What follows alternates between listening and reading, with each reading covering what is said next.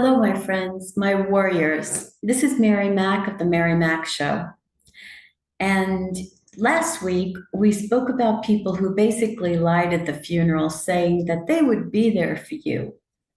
But today, I want to talk about the people who really will be there for you. Now, it's a really strange occurrence. It really is. You never think that this would happen, but I'm here to tell you that it happens for many bereaved people. So, all those in your family and friends groups, that your circle, that you thought would be there for you and proclaimed that they would be there for you, well, I can tell you that they're going to drop out of existence like flies. I don't know why this happens, but it just does. And all the ones you thought you could rely on kind of just go away. I don't know why. Nobody will know why. They could have all their own agenda. They may not want to be in your circle because they don't want to have anything that happened to you happen to them. So, for instance, if you lost a child, they don't ever want to have that experience. So they think that it's best to stay away from you. Otherwise, it might be catching or some such nonsense. But that's how people think. And if your child died of cancer, well, the last thing they'd want to have happen is the same thing in their lives. They don't want that. If their husband died prematurely, maybe in his 40s or 50s, and they're about the same age as you, they don't want that to happen to them. So they'd rather stay way far away from you because what if that happened to them? And they couldn't bear that. Not to mention that they don't want their husband to become attracted to you. So there's a whole host of reasons why people don't honor their commitment of being there for you that they mentioned at the funeral.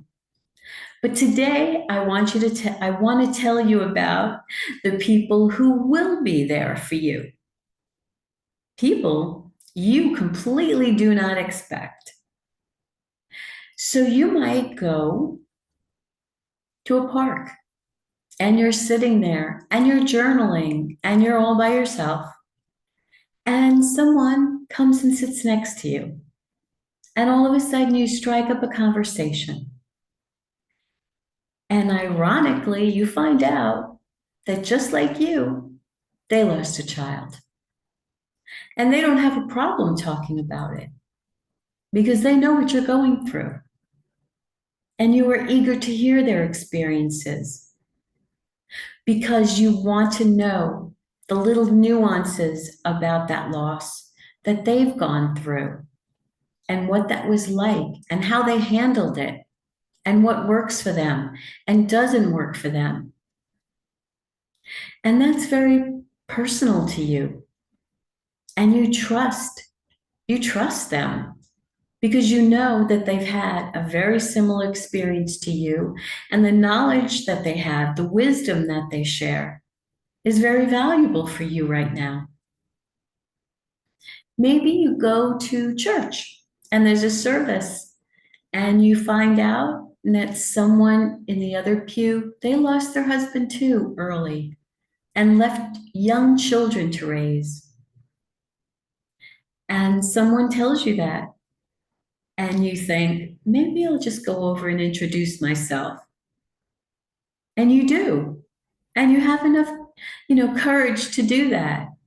And that's wonderful because you need to do that. You need to seek out other people who have had the exact same experiences as you. And you strike up a conversation with that young widow. And the next thing you know, you make a play date where all your kids can get together and you can talk. Or you decide to get a babysitter and you go and have a drink with her one night. And you start to discuss all the things that she's gone through that you need to know. Everything from the emotional aspects of losing a husband so young to the financial aspects on how you're making do, what you're working at. Do you have separate jobs, additional jobs? Who watches your children? All of these different things that you need to know. It's just amazing. The people that come out of the woodwork that you've never met before in your life, never knew about, but they're going to be the salvation for you emotionally. They're going to help you. You're going to come after them, and they're very happy to share their knowledge and their experiences with you. You need to know these things. And I can tell you firsthand, it is the most blessed event when you start to find other families who come after you or went before you and are willing to spend time with you and share their knowledge and wisdom. And those are the people who matter to you. Those are the people who will become your new family when your true family just does not understand what you're going through because they've never experienced it. They're not full of wisdom in that area. And unfortunately, they want you to be back to normal, whatever normal is. They want you to be your good old happy self. They want to go out and party with you the way you did before, but you'll have none of it because that's not a place where you're at right now. They're not interested in someone who won't go and do all the activities that the two of you used to do before. They want you to be back to normal. And that's never going to happen. I'm sorry to say, but it's never going to happen.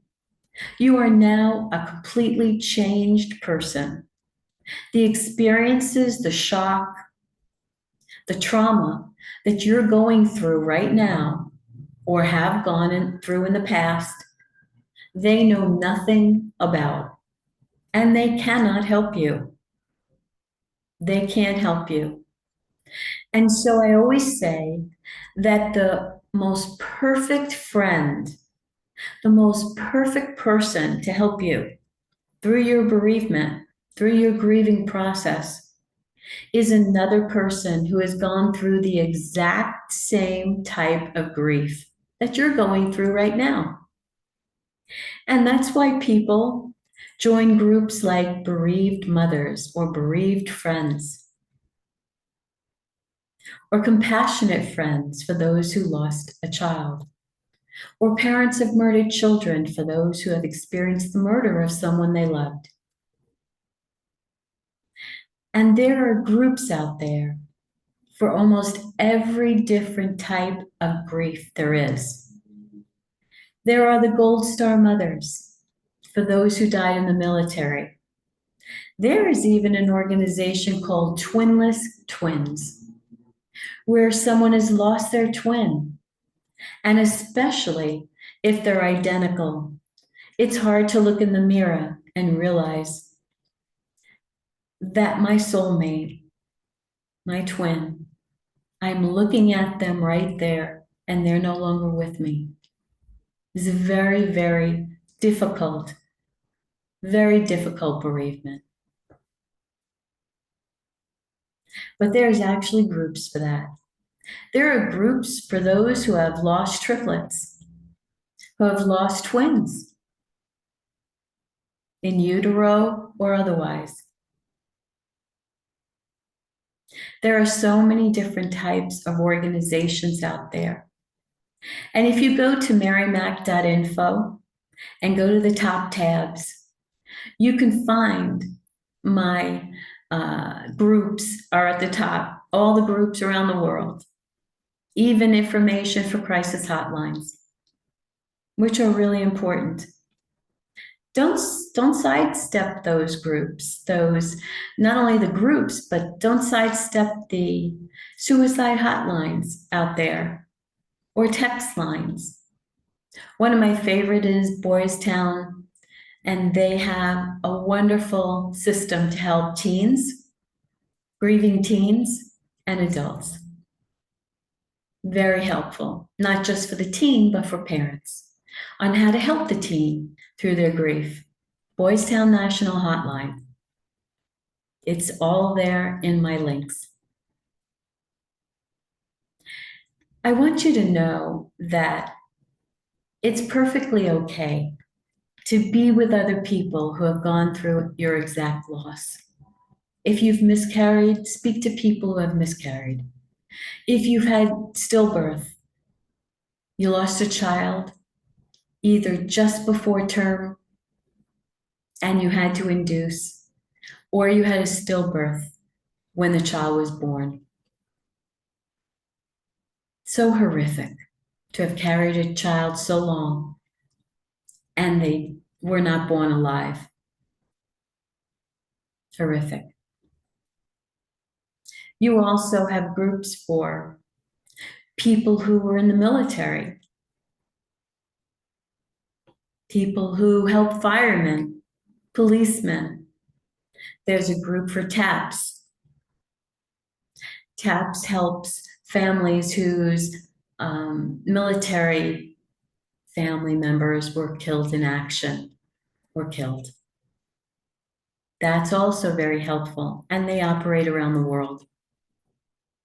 There are so many different organizations out there where you can find other people just like you who are going through the exact same thing. And they are by far going to become your new family and your new friend. And all you have to do is call up those organizations, tell them where you live, see if there's a chapter in your area. And if so, go to those support groups. Go be with those people. That's very important. Whether you're an older widow or a young widow with children to raise, there's a group for you. So I want you to be reminded, don't suffer alone. Don't suffer alone. You needn't do that to yourself. You're going to need support in some way. Visit a support group. Men, especially, become friends with other men. It's so important.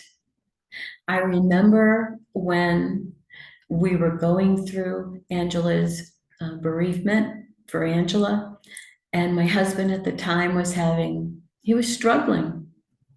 And I would call the other men in the group and ask them to be in touch with him. He needed a lift. He needed help. You never know who is going to be there for you. And those people, those couples we became very close to, I am forever grateful to them for helping move us through such tragedy in our lives as they were going through it too.